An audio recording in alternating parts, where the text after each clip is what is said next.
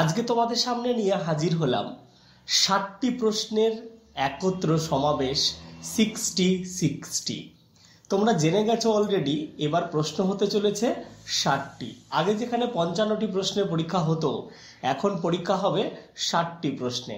তাই আমাদের এই ইভেন্টটার নাম দিয়েছি 60 এই 60টি প্রশ্ন যদি একটু মনোযোগ সহকারে দেখো বা অনুশীলন করো, আমি আশাবাদী শুধু 60টি নয়, এরকম বেশ কয়েকটি 60-এর সমাহার তোমরা এই প্রশ্ন সেটের মধ্যে পেয়ে যাবে। চলো তাহলে কথা না বাড়িয়ে শুরু করি আজকের প্রশ্ন পর্ব 1। আজকের প্রথম প্রশ্ন, অম্বিকা মঙ্গল গান শ্রী কবি কঙ্কন, কোন কবিকে কবি কঙ্কন বলা হয়? দেখো অপশানগুলো লক্ষ্য করো। বিজয় গুপ্তকে, মুকুন্দ চক্রবর্তীকে, গতে ভারতচন্দ্র রায়কে, অপশান ঘ ঘনরাম চক্রবর্তীকে। দেখো তোমরা দেখেই খুব সহজে উত্তর করতে পারবে, এটা জানো। কলিঙ্গ দেশে ঝড় বৃষ্টি কবিতায় এই লাইনটা রয়েছে, অম্বিকা মঙ্গল গান শ্রী কবি কঙ্কন। বলো তো কাকে বলা হয় কবি কঙ্কন? অবশ্যই উত্তর হচ্ছে মুকুন্দ চক্রবর্তীকে কবি কঙ্কন বলা হয়। আচ্ছা, এই কবি কঙ্কন শব্দটা কখন কেন ব্যবহার করা হয়েছিল, চলো এই সম্পর্কে একটু বিস্তারিত দেখে নিই। মুকুন্দ চক্রবর্তীকে কবি কঙ্কন বলা হয়, এই উপাধিটি দিয়েছিলেন তার আশ্রয়দাতা রঘুনাথ রায়। কবি হাতে কাঁকন ও পায়ে ঘুঙুর পরিহিত হয়ে স্বয়ং কামেশ্বর মন্দিরে মঙ্গল চিন্ডির গীত পরিবেশন করতেন বলে এই উপাধি দেওয়া হয়। আচ্ছা, এবার চলে যাই পরের প্রশ্নে। প্রহ্লাদের ওজন কত ছিল? তোমরা জানো বোমযাত্রীর ডায়েরিতে এই অংশটা রয়েছে।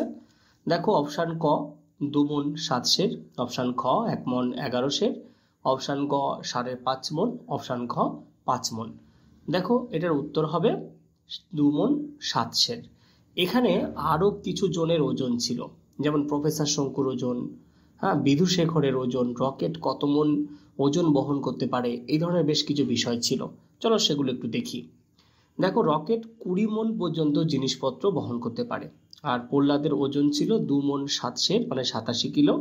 প্রফেসর শঙ্কুর ওজন ছিল 1 মণ 11 সের মানে 51 কিলো। বিধুশেখরের ওজন ছিল 5.5 মণ মানে 2 কুইন্টাল 20 কিলো। আর জিনিসপত্র প্লাস সরঞ্জাম মিলিয়ে মোট ওজন হয়েছিল 5 মণ অর্থাৎ 2 কুইন্টাল মতো ওজন হয়েছিল।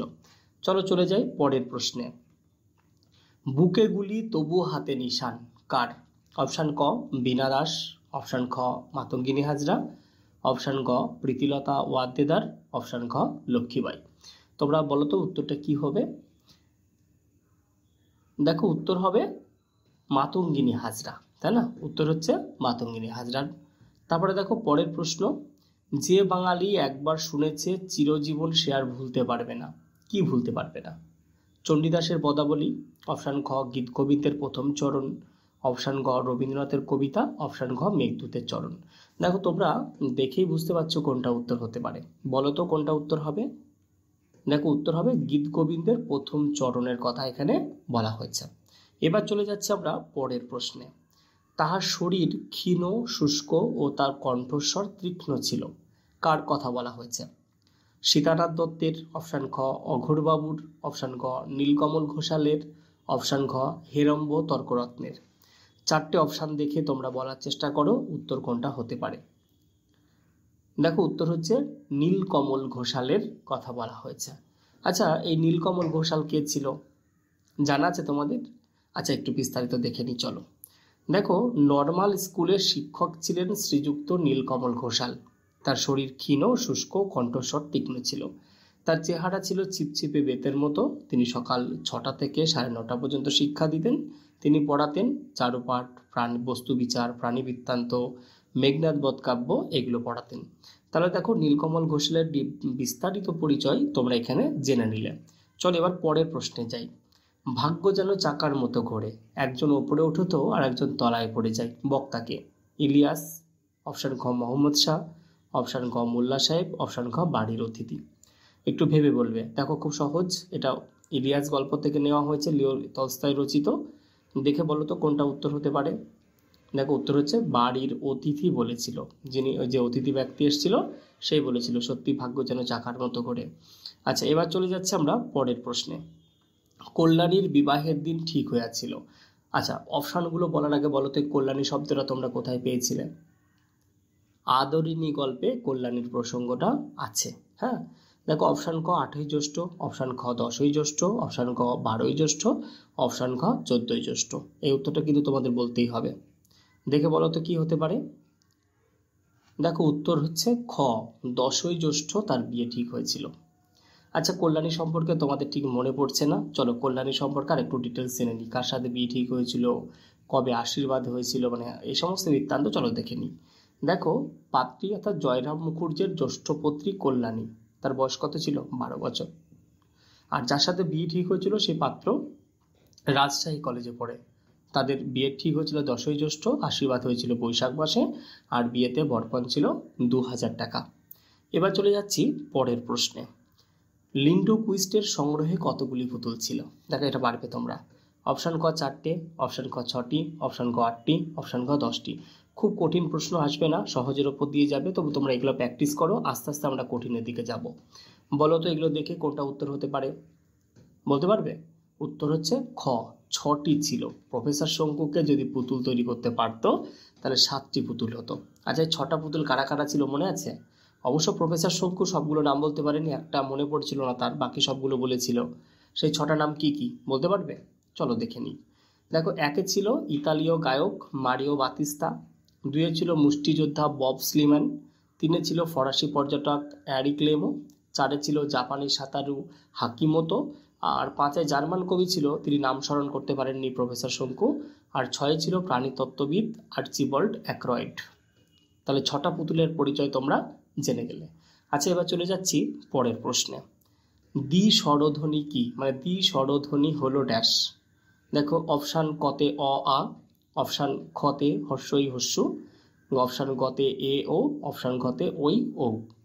দেখে বলো তো, একদম ইজি প্রশ্ন, কিন্তু খুব সহজ। তোমাদের মনে হতে পারে এত সহজ দেবে না, দেখো প্রশ্ন খুব একটা কঠিন হয় না, প্রশ্ন হয় কনফিউশনাল। যত কনফিউশন থাকবে তত তোমাদের ভুল বেশি হবে। আচ্ছা, উত্তর হতে পারে কোনটা? অপশান ঘ ওই আর ও।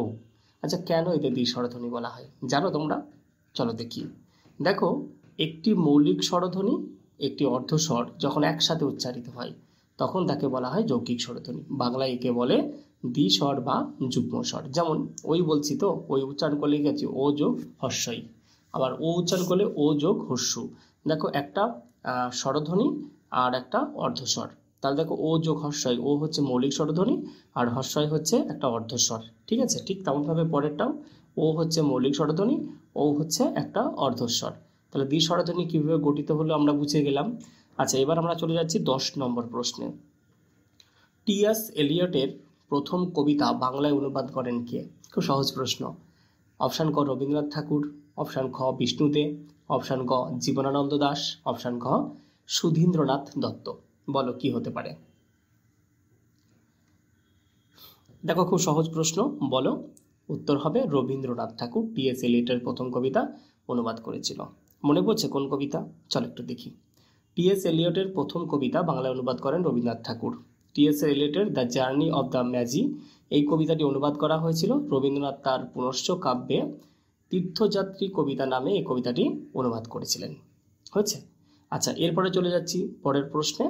রিমেমব্রেন যন্ত্রের ওজন কত? রিমেমব্রেন মানে স্মৃতি ধরে রাখার একটা যন্ত্র, এটার ওজন কত ছিল? অপশান ক 5 কেজি, অপশান খ 6 কেজি, অপশান গ 7 কেজি, অপশান ঘ 8 কেজি। বলো উত্তর কি হতে পারে? উত্তর হচ্ছে ঘ 8 কেজি, তাই না? আচ্ছা, এই রিমেমব্রেন যন্ত্র সম্বন্ধে কিছু মনে পড়ছে তোমাদের? বলো তো রিমেমব্রেন যন্ত্রটা কি? আচ্ছা দেখো, রিমেমব্রেন যন্ত্র হচ্ছে মস্তিষ্ক স্মরণ রাখতে সাহায্য করে, আর এই যন্ত্র তৈরির কাজ শেষ হয়েছিল 2রা জানুয়ারি।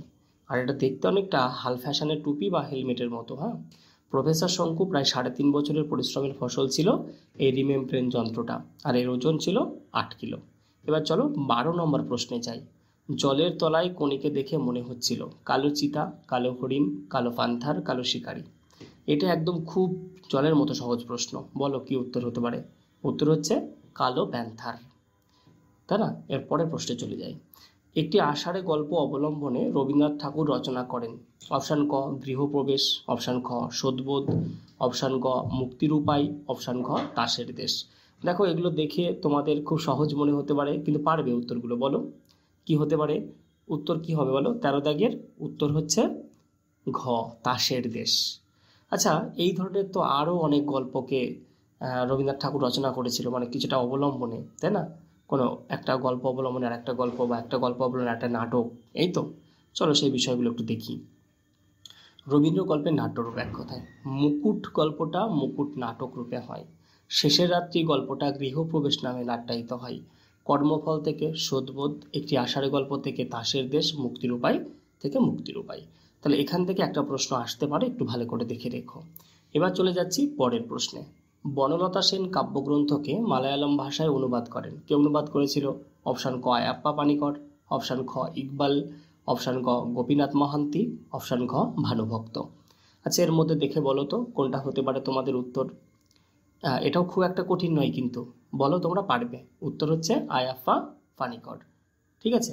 আচ্ছা, ইনি একজন মালায়ালাম কবি, বিখ্যাত মালায়ালাম কবি হচ্ছে আয়াপ্পা পানিকর। একটু বিস্তারিত দেখবে তোমরা। আচ্ছা চলো।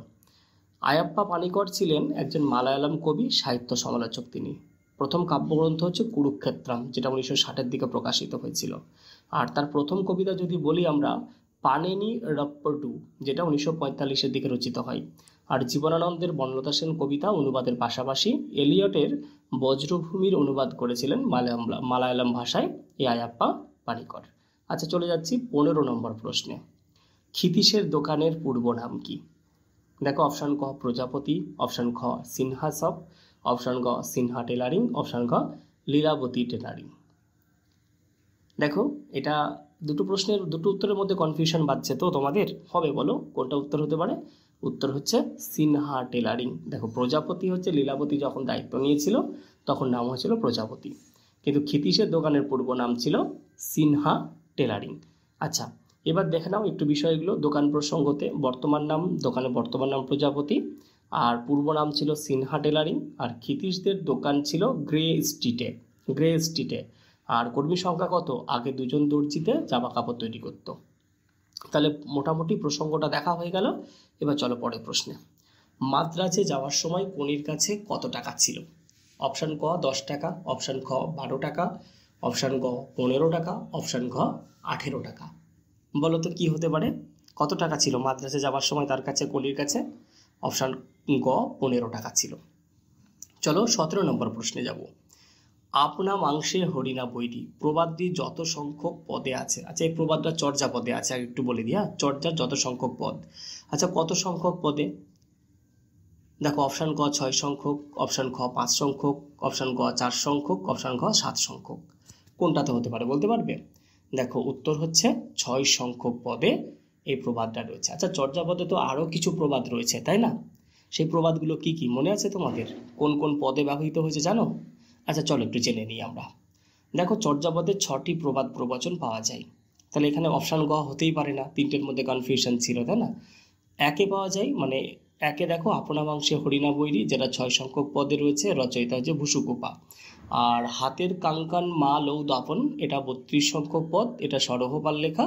হাড়িত ভাত নাহি নীতি আবেশী, এটা 33 সংখ্যক পদ, ঢেনঢান পাল লেখা। দুহিল দুধুকি বেন্টে সমাহা, এটা 33 সংখ্যক পদ, ঢেনঢান পায়ের। আর বরসুন গোহালি দিমু দুঠ্ঠ বলন্দে, এটা 39 সংখ্যক পদে পাওয়া যায়, এটা সরহপাল লেখা। আর আন চাহান্তে আন বিন্ধা, এটা 44 সংখ্যক পদে পাওয়া যায়, এটা কঙ্কন পাল লেখা। তাহলে চর্যাপদে ব্যবহৃত যে 6টা প্রবাদ প্রবচন, এটা নিয়ে তোমাদের কোনো কনফিউশন থাকলো না। আচ্ছা চলো 18 নম্বর প্রশ্নে। মধ্যযুগের কোন কবি গুণরাজ খাঁ উপাধিতে ভূষিত? বলো, এটা কিন্তু পারবে তোমরা। অপশান ক ভারতচন্দ্র রায়, অপশান খ কীর্তিবাস ওঝা, অপশান ক মুকুন্দ চক্রবর্তী, অপশান খ মালাধর বসু। একটু ভেবে বলার চেষ্টা করো কোনটা হতে পারে। দেখো উত্তর হচ্ছে মালাধর বসু। মালাধর বসুকে গুণরাজ খাঁ উপাধি দেওয়া হয়েছিল। আচ্ছা এই উপাধি সম্পর্কে কি কিছু মনে পড়ছে তোমাদের? মনে পড়ছে না তাই না? আচ্ছা যদি মনে পড়ে একটু মিলিয়ে নাও। চলো দেখো, মালাধর বসু গুণরাজ খাঁ উপাধিতে ভূষিত। গৌড়ের সুলতান রুকনুদ্দিন বাটবাক শাহ মালাধর বসুকে এই উপাধি দিয়েছিলেন। আর এই উপাধিটি তিনি কাব্যের বেশিরভাগ ভণিতায় ব্যবহারও করতেন। তাহলে আমরা এই গুণরাজ খাঁ উপাধি সম্পর্কে অনেক কিছু জানতে পারলাম। আচ্ছা চলে যাচ্ছি 19 নম্বর প্রশ্নে।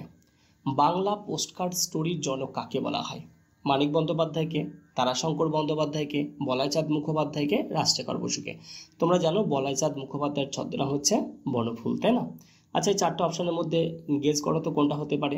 দেখো উত্তর হচ্ছে গ, বলাইচাঁদ মুখোপাধ্যায়কে। আচ্ছা, এই পোস্ট কার্ড স্টোরি ব্যাপারটা জানো কি তোমরা? বা আরও কিছু গল্পের নাম পোস্ট কার্ড স্টোরি, এরকম কোনো কিছু গল্প মনে পড়ছে?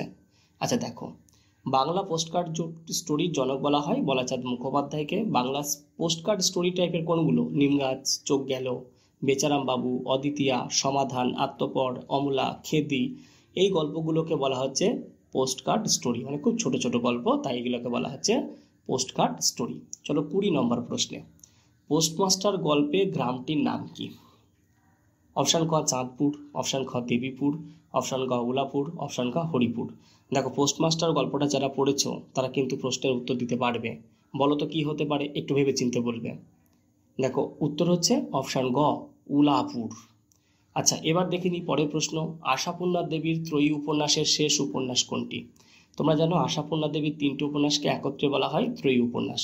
অপশান ক সুবর্ণলতা, অপশান খ প্রথম প্রতিশ্রুতি, অপশান গ বকুল কথা, অপশান খ লাজুকলতা।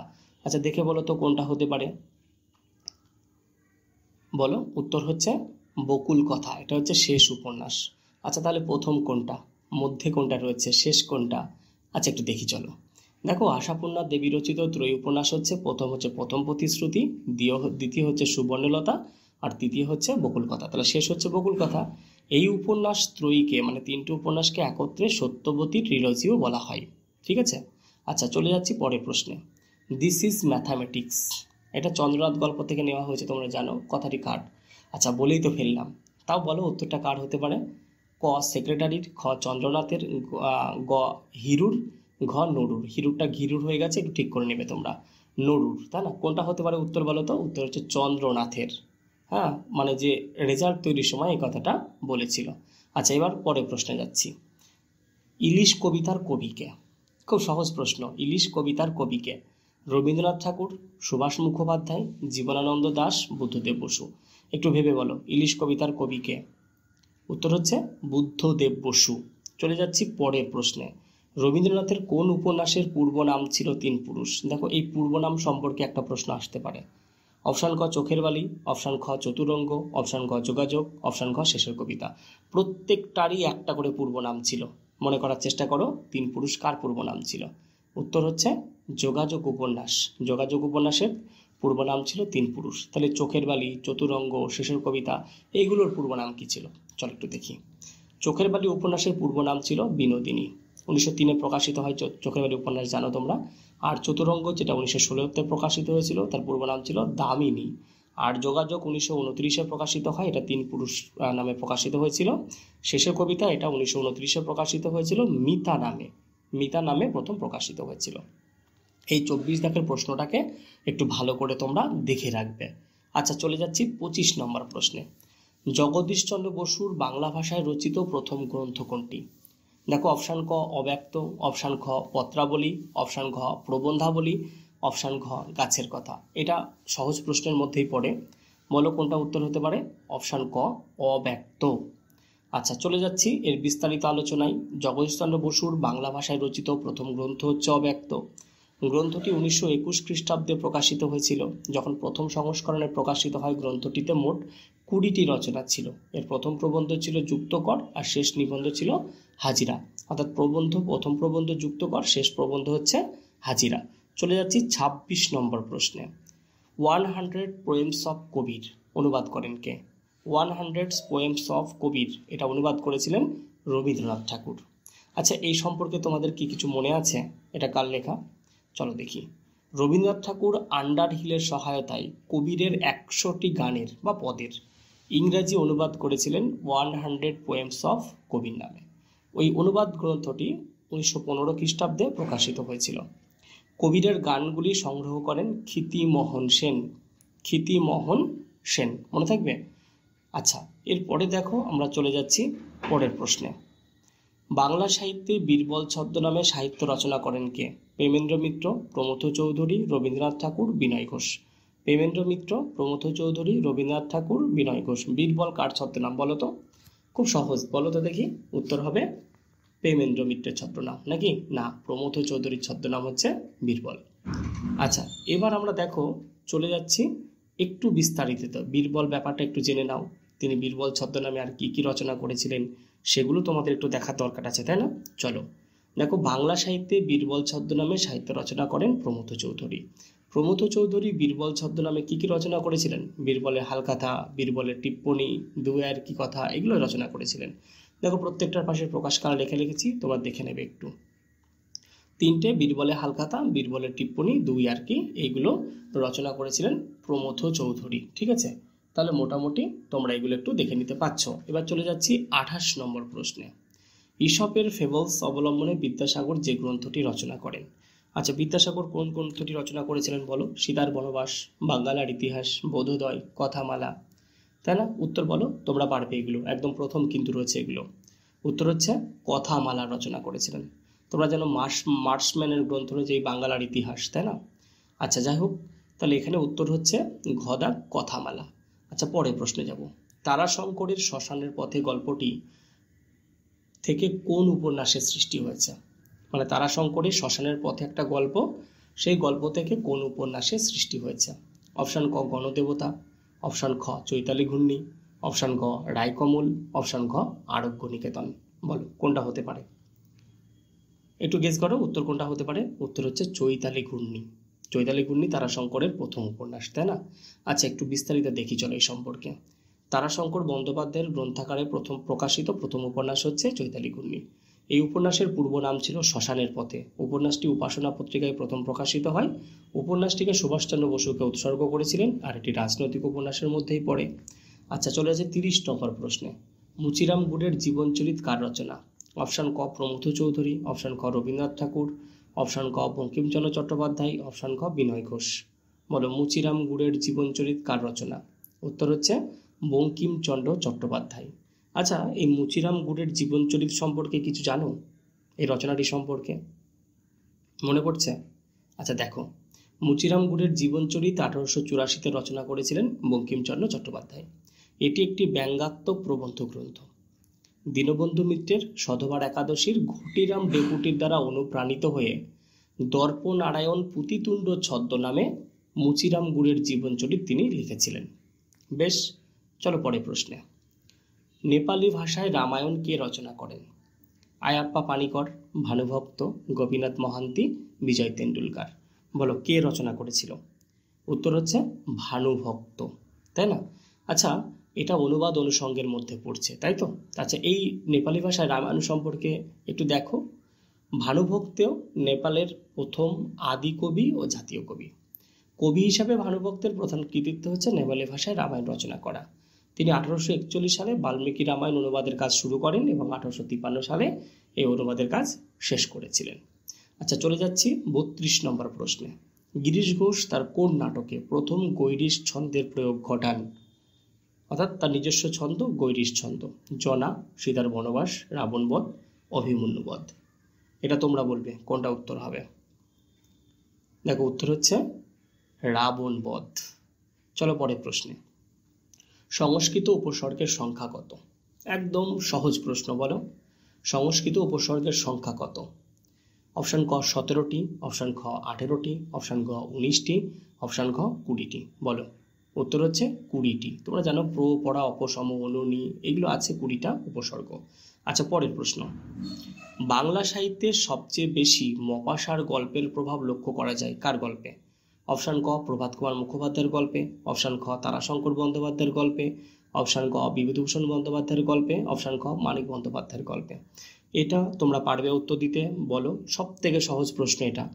উত্তর হচ্ছে ক দাগ, প্রভাত কুমার মুখোপাধ্যায়ের গল্পে এটা দেখা যায়। ঠিক আছে, বাংলা সাহিত্যের মপাসা বলা হয় প্রভাত কুমার মুখোপাধ্যায়কে। চলো পরের প্রশ্ন। ভগ্ন শিব মন্দির মধুসূদনের কোন রচনার প্রথম সংস্করণের নাম ছিল? মধুসূদনের কোন রচনার প্রথম সংস্করণের নাম ছিল ভগ্ন শিব মন্দির? বলো উত্তর কি হতে পারে। উত্তর হচ্ছে, বলো তোমরা, আমি বলবো না, বলো উত্তর হচ্ছে বুড়ো শালিখের ঘাড়েরও। উত্তর হচ্ছে বুড়ো শালিখের ঘাড়েরও। আচ্ছা, এরপরে চলে যাই পরের প্রশ্নে। কণ্ঠনালীয় ব্যঞ্জন কোনটি? দেখো 4টে আছে। অপশান ক র, অপশান খ ল, অপশান গ ডয় শূন্য র, অপশান ঘ হ। চারটেকে চার ধরনের ব্যঞ্জন বলা হয়, বলো কোনটি হতে পারে? কণ্ঠনালীয় হচ্ছে হ, হকে বলা হয় কণ্ঠনালীয় ব্যঞ্জন। তাহলে যে বাকি তিনটে ব্যঞ্জন রয়েছে এদেরকে কি বলা হয় চলো একবারে দেখে নাও। র হচ্ছে কম্পিত ধ্বনি, ল হচ্ছে পার্শ্বিক ধ্বনি, আর ডয় শূন্য র হচ্ছে তাড়িত অল্পপ্রাণ ধ্বনি, আর হ হচ্ছে কণ্ঠনালীয় ব্যঞ্জন। ওকে, আচ্ছা চলো পরের প্রশ্নে। গল্প থেকে গপ্প কোন ধ্বনি পরিবর্তন, মানে কোন ধরনের ধ্বনি পরিবর্তন? প্রগত সমীভবন, পরাগত সমীভবন, অন্যান্য সমীভবন আর বিষমীভবন। অবশ্যই সমীভবন হবে, কোনটা হবে বলো, প্রগত না পরাগত? একটু লক্ষ্য করো, কার প্রভাবে কে পরিবর্তিত হয়েছে এটা লক্ষ্য করো। দেখো পরেতে লটা পতে পরিণত হয়েছে, তাই না? তাহলে এক্ষেত্রে কি হতে পারে? উত্তর হচ্ছে পরাগত সমীভবন, মানে পরেরটা বদলেছে। আচ্ছা এবার দেখো তাহলে পরাগত সমীভবন কাকে বলে একটু দেখি। পরবর্তী ব্যঞ্জনধ্বনির প্রভাবে পূর্ববর্তী ব্যঞ্জনধ্বনি রূপান্তরিত হয়ে পরবর্তী ব্যঞ্জনের সমতা পায়, তাকে বলা হয় পরাগত সমীভবন। যেমন দুর্গা থেকে দুর্গা, তর্ক থেকে তক্ক, ধর্ম থেকে ধম্ম, এইরকম ইত্যাদি ইত্যাদি হচ্ছে এই ধরনের সমীভবন। আচ্ছা চলে যাচ্ছি 38 নম্বর প্রশ্নে। কোনটি স্বরসন্ধির উদাহরণ? দেখো চারটেই সন্ধিযুক্ত শব্দ। কটূক্তি, অপশান খ দিগন্ত, অপশান গ সিংহ, অপশান গ নিরীক্ষণ। চারটের মধ্যে বলার চেষ্টা করো কোনটা উত্তর হতে পারে। দেখো উত্তর হচ্ছে কটূক্তি। এবার অনেকের মনে হতে পারে কি করে কটূক্তি হলো, চলো প্রত্যেকটাকে একটু ভেঙে দেখাই। দেখো কটূক্তি হচ্ছে কটু যোগ উক্তি, এটা স্বরসন্ধি। কটু হস্যকার, অধিক হস্য, দুটো হস্য, হ্যাঁ, কটূক্তি। আর দিগন্ত দিক যোগ অন্ত, এটা ব্যঞ্জন সন্ধি। দেখো সিংহ হিংস যোগ অ, এটা ব্যঞ্জন সন্ধি। আর নিরীক্ষণ এটা যে নি যুক্ত ইক্ষণ, এটা বিসর্গ সন্ধি। ক্লিয়ার হয়ে গেলে তোমরা? চলো পরের প্রশ্নে। শামুক কবিতাটির তর্জমা করেছেন, মানে কবিতাটাকে অনুবাদ করেছেন কে? অপশান ক মনীন্দ্র দত্ত, অপশান খ সত্যনারায়ণ চক্রবর্তী, অপশান গ মানবেন্দ্র বন্দ্যোপাধ্যায়, অপশান ঘ অর্ঘ্য কুসুম দত্তগুপ্ত। বলো কে হতে পারে উত্তর? উত্তর হচ্ছে মানবেন্দ্র বন্দ্যোপাধ্যায়। এবার যাচ্ছি 40 নম্বর প্রশ্নে। বিনা মেঘে বজ্রপাত কোন ধরনের অনুসর্গ? বিনা, দেখো বিনার তলে দাগ দেওয়া আছে।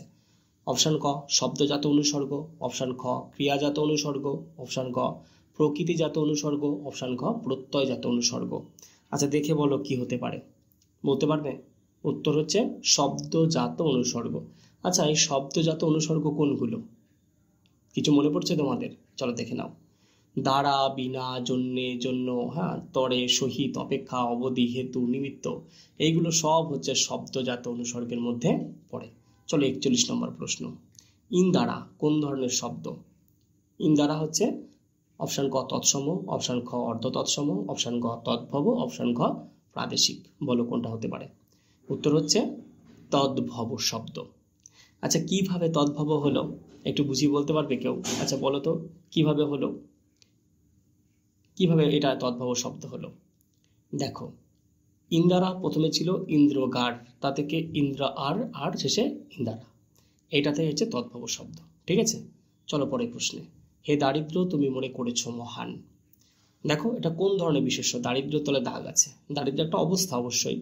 দেখো অপশান ক বস্তুবাচক অবস্থা বিশেষ্য, গুণবাচক বিশেষ্য, অপশান ক অবস্থাবাচক বিশেষ্য, আর ঘ হচ্ছে ভাববাচক বিশেষ্য। এটা আমি বলেই ফেলেছি, উত্তর হচ্ছে অবস্থাবাচক বিশেষ্য। চলে যাচ্ছি পরের প্রশ্নে। পৃথিবীর সব রং নিভে গেলে পাণ্ডুলিপি করে আয়োজন কোন ধরনের সর্বনাম? এরা বনলতা সেন কবিতার লাইন। কোন ধরনের সর্বনাম? অপশান ক ব্যক্তিবাচক সর্বনাম, অপশান খ অনির্দেশক সর্বনাম, অপশান ক সাকল্যবাচক সর্বনাম, অপশান ঘ পারস্পরিক সর্বনাম। আচ্ছা এই কটার মধ্যে বলো তো কি হতে পারে উত্তর? দেখে বলো কি হতে পারে। দেখো সব সব সাকল্যবাচক সর্বনাম, সব হচ্ছে সাকল্যবাচক সর্বনাম। চলো পরের প্রশ্নে। হাতে লণ্ঠন করে ঠনঠন জোনাকিরা দেয় আলো, রানার কবিতার সেই বিখ্যাত লাইন। আচ্ছা কোন ধরনের অব্যয় ঠন ঠন? দেখো অপশান ক আলংকারিক ধন্যাত্মক অব্যয়, অপশান খ সম্বোধন সূচক ধন্যাত্মক অব্যয়, অপশান গ অনুকার ধন্যাত্মক অব্যয়, অপশান খ ভাব প্রকাশক ধন্যাত্মক অব্যয়। তোমরা বলো এটা উত্তর কি হতে পারে? ঠন ঠন শব্দটা অনুকার ধন্যাত্মক অব্যয়। আচ্ছা এই অনুকার ধন্যাত্মক অব্যয় ব্যাপারটা কি তোমাদের জানার ইচ্ছে হচ্ছে? আচ্ছা চলো বলি উত্তরটাকে। শ্রুতিগ্রাহ্য ধ্বনির অনুকরণে যেসব ধন্যাত্মক অব্যয় ব্যবহৃত হয় সেগুলি হলো অনুকার অব্যয়, যেমন বৃষ্টি পড়ে টাপুর টুপুর, এগুলো। ঠিক আছে, চলো পরের প্রশ্ন। বিভক্তি কথার অর্থ কি? একদম সহজ প্রশ্ন। অপশান ক সংকোচন, অপশান খ প্রসারণ, অপশান গ বিভাজন, অপশান ঘ সংযোজন। বলো কোনটা উত্তর হতে পারে? উত্তর হচ্ছে অপশান ক বিভাজন। বিভক্তি কথার অর্থ হলো বিভাজন। চলো পরের প্রশ্ন। কোনটি অনুসর্গ প্রধান কারক নয়? কোনটি অনুসর্গ প্রধান কারক নয়? ভালো করে ভেবে বলবে। অপশান ক কর্মকারক, অপশান ঘ করণ কারক, অপশান গ নিমিত্ত কারক, অপশান ঘ অপাদান কারক। একটু ভেবে বলো কোনটা নয়। উত্তর হচ্ছে কর্মকারক, এটা নয়। বুঝতে পারলে? এটা হচ্ছে নয়। পরের প্রশ্ন। বাঘে গরুতে এক ঘাটে জল খাই। এখানে বাঘে গরুতে এটা কোন ধরনের কর্তা? অপশান ক প্রযোজক কর্তা, অপশান ঘ সহযোগী কর্তা, অপশান ঘ ব্যতিহার কর্তা, অপশান ঘ সমধাতুজ কর্তা। একটু ভেবে বলো কি হতে? বাঘে গরুতে, দেখো দুটি ভিন্ন ধর্মী এর একসাথে জল খাচ্ছে, তাহলে সহযোগী কর্তা, তাই তো? আচ্ছা, এই সহযোগী কর্তার আরো কিছু উদাহরণ দেখি যদি আমরা। চলো দেখি। ওপাড়া হইতে আই মায়ে ঝিয়ে, দেখো মায়ে ঝিয়ে, বুনেছে কাতা গুনগুনিয়ে শাশুড়ি বউয়ে। তারপরে দেখো ওটা বউয়ে হবে, হর্ষটা হস্য হবে। হ্যাঁ, ছাত্র শিক্ষক মিলে মণ্ডপটা সাজিয়েছে। ছাত্র শিক্ষক দুটো দুই মেরুর। বাপ বেটায় কাজ করে, বাপ বেটা। তাহলে এইগুলো হচ্ছে সব সহযোগী কর্তা। চলো পরের প্রশ্ন। টুনটুনিতে টুনটুনালো কোন কারক? টুনটুনিতে টুনটুনালো, হ্যাঁ এখানে দাগ দেওয়া হয়নি, টুনটুনিতে তলে দাগ হতো, টুনটুনিতে তলে দাগ হতো।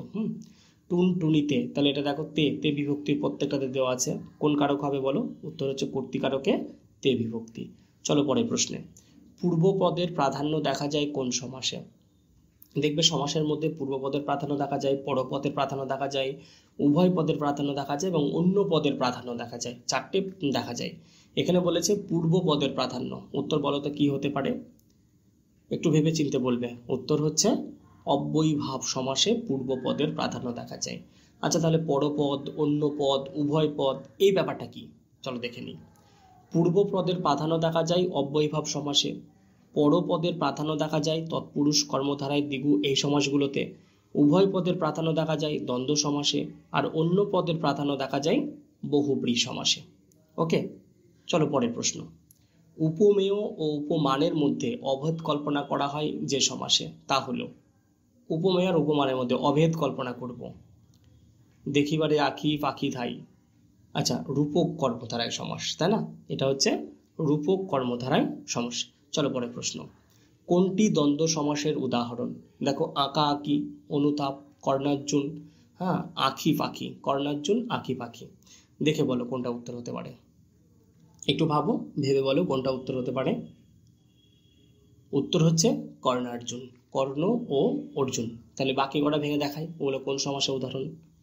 আঁকা আঁকি কেবল আঁকা নেতৃত্ব সমাস, অনুতাপ তাপের পশ্চাৎ অবৈভাব সমাস, কর্ণার্জুন কর্ণ ও অর্জুন এটা দ্বন্দ্ব সমাস, আর আঁকি পাখি হচ্ছে আঁকি রূপ পাখি, এটা হচ্ছে রূপক কর্মধারয় সমাস। চলো পরের প্রশ্নে। জিজ্ঞাসিলা মহাবাহু বিস্ময় মানিয়া কোন সমাস? মহাবাহু, মহান বাহু যার, তাহলে এটা সমানাধিকার বহুব্রীহি, সমানাধিকার বহুব্রীহি, তাই না? চলো পরের প্রশ্ন। কলমে কায়স্থ চিনি গোফেতে রাজপুত, এটি কোন শর্ত পূরণে অক্ষম? কলমে কায়স্থ চিনি গোপেতে রাজপুত, দেখো এটার একটা শর্ত পূরণ হয়নি। তোমরা জানো বাক্য গঠন করতে গেলে তিনটে শর্ত মানতে হয়, একটা আকাঙ্ক্ষা, একটা যোগ্যতা, একটা আসক্তি। আচ্ছা, এর মধ্যে কোনটা তাহলে মান্য করেনি? এটা হচ্ছে আসক্তিকে মান্য করেনি। ঠিক আছে, এটা শর্ত পূরণে অক্ষম। আচ্ছা, আসক্তির ব্যাপারটা কি? অনেকেরই ধারণা নেই ঠিকঠাক, একটু বলে দেব। চলো একটু বলে দিই। আসক্তি শব্দের অর্থ হলো নৈকট্য বা মিলন। বাক্যে ব্যবহৃত পদসমূহের পারস্পরিক সম্পর্ক যে সাজানো বা বিন্যাসকে বলে আসক্তি। সাজানো যদি একটু উল্টো হয়ে যায় সেটা আসক্তির দোষ করবে। যেমন ছিঁড়ে ফেলে গাংচিল শালিকের প্রাণ, ছিঁড়ে ফেলে গাংচিল শালিকের প্রাণ, গাংচিল ছিঁড়ে ফেলে শালিকের প্রাণ, তারা ঠিক ছিল, তাই না?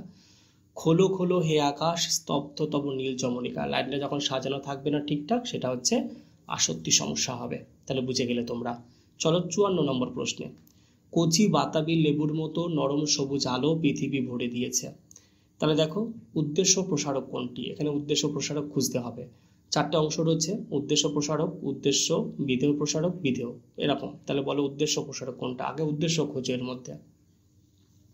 অপশান ক কচি বাতাবি লেবু, অপশান ক কচি বাতাবি লেবুর মতো, অপশান ক কচি বাতাবি লেবুর মতো নরম, অপশান খ কচি বাতাবি লেবুর মতো নরম সবুজ। ভাবো কোনটা হতে পারে, একটু ভেবে চিন্তে উত্তর দেবে। উত্তর হচ্ছে কচি বাতাবি লেবুর মতো নরম সবুজ। চলো 55, অর্থগত দিক থেকে বাক্য কত প্রকার? অপশান ক 3 প্রকার, অপশান খ 4 প্রকার, অপশান গ 7 প্রকার, অপশান ঘ 9 প্রকার। তোমরা জানো বাক্যকে দুই দিক থেকে ভাগ করা যায়, একটা অর্থগত আর একটা গঠনগত আর একটা অর্থগত। গঠন দিক থেকে বাক্য সাধারণত 4 প্রকার, আর অর্থগত দিক থেকে বাক্য হচ্ছে 7 প্রকার। ঠিক আছে, আচ্ছা চলো পরের প্রশ্নে। তোরা সব জয়ধ্বনি কর, এটি কোন জাতীয় বাক্য? অপশান ক নির্দেশক বাক্য, অপশান খ প্রার্থনা সূচক বাক্য, অপশান গ আবেগ সূচক বাক্য, ঘ অনুজ্ঞা সূচক বাক্য। আচ্ছা তোরা সব জয়ধ্বনি কর, এটা কি আদেশ বা অনুরোধ, তাই না? আদেশ, অনুরোধ এই জাতীয় কিছু বোঝালে হয় অনুজ্ঞা সূচক বাক্য। তাহলে এটা উত্তর হচ্ছে অনুজ্ঞা সূচক বাক্য। চলো এবার আমরা 57 নম্বর প্রশ্ন দেখব। দেখো আমরা এরপরে একটা প্রশ্ন মিসিং, সেটা হচ্ছে 56 পরে 58 হয়ে গেছে, একটা মিসিং আছে। হ্যাঁ, মন্দিরে বাজছিল পুজোর ঘণ্টা, কোন বাচ্যের উদাহরণ? অপশান ক কর্তৃবাচ্য, অপশান খ কর্মবাচ্য, অপশান খ ভাববাচ্য, অপশান খ কর্ম কর্তৃবাচ্য। মন্দিরে বাজছিল পুজোর ঘণ্টা, এখানে কি কেউ বাজাচ্ছে? না, একা বাজছে নাকি? তাহলে এটা কর্ম কর্তৃবাচ্য। ঠিক আছে, তাহলে এটা হচ্ছে কর্ম কর্তৃবাচ্য। চলো পরের প্রশ্নে, প্রকৃতি প্রত্যয় নির্ণয় করো বর্তমান। দেখো ক বৃদ্ধ যোগ সাঞ্চ, বৃদ্ধ যোগ সানচ, বৃদ্ধ যোগ সাঞ্চ, আর বর্ত যোগ মতুপ। এটা বলো, এটা আমি বলবো না, এটা তোমরা বলবে। কি উত্তর হতে পারে একটু ভেবে বলো, কি উত্তর হতে পারে? দেখো এটার উত্তর হচ্ছে বৃদ্ধ যোগ সাঞ্চ বর্তমান, এখানে মতুপ হবে না। ওকে, চলো আজকের লাস্ট প্রশ্ন, ফটিকের বয়স কত? অপশান ক 12 বছর, অপশান খ 13 বছর, অপশান গ 14 বছর, অপশান ঘ 11 বছর। বলো উত্তর কি হতে পারে? চারটের মধ্যে উত্তর বলো কি হবে। ফটিকের বয়স কত বছর ছিল? একটু ভেবে বলবে, একটু ভেবে বলো কি হতে পারে। উত্তর হচ্ছে 13 বছর। দেখো একটা প্রশ্ন কম রাখা হয়েছে, তোমাদেরকে একটা প্রশ্ন মুখেই বলি। আচ্ছা মৃচ্ছকটিক নাটকটির বাংলা অনুবাদ কে করেছিল বলতে পারো? মৃচ্ছকটিক নাটকটির বাংলা অনুবাদ কে করেছিল? এর কোনো অপশান দেবো না, বলো তো দেখি কি হতে পারে। উত্তর হচ্ছে জ্যোতিরিন্দ্রনাথ ঠাকুর। ঠিক আছে, তাহলে এই যে আজকের 60টি প্রশ্ন তোমাদের সামনে আলোচনা করলাম। আজকের আলোচনামূলক ক্লাসটি এখানে শেষ করলাম।